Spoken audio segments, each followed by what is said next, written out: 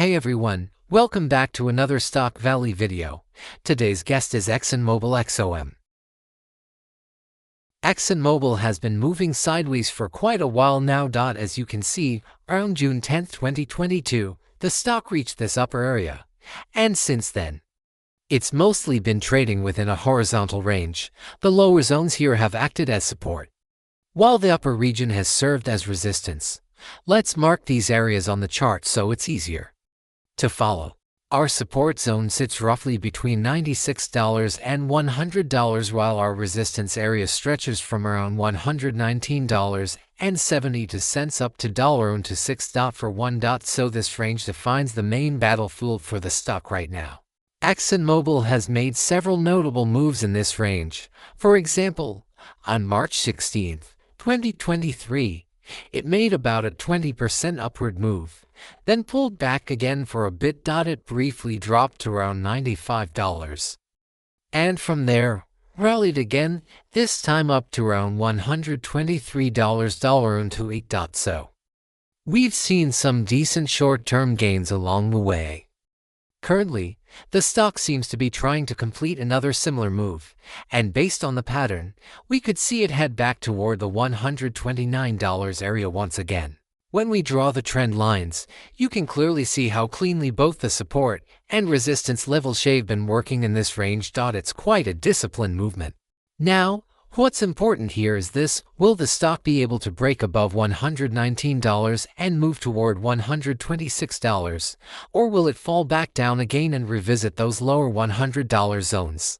It's hard to say right now, but from the current position, we could at least expect around a 2 to 5% short-term gain if it moves toward the top of the range. Alright, now let's take a step back and look at the bigger picture. The last major bottom for Exxon Mobil was around October 28, 2020, when the stock traded near $33. Since then, it climbed as high as $118, meaning it's nearly tripled in about 3 years. And now, as you can see, it's been moving sideways for quite some time. Let's clean up the chart for a second. Now, to understand why these support and resistance levels matter so much, let's draw a Fibonacci retracement. Once we place it, you'll notice that the $100 level lines up perfectly as a key psychological and technical zone. For many traders, $100 acts both as a support and resistance line. It's like a mental barrier. Even the 0.236 Fibonacci level lands right around $100.43, and the price has already tested that area 4 times.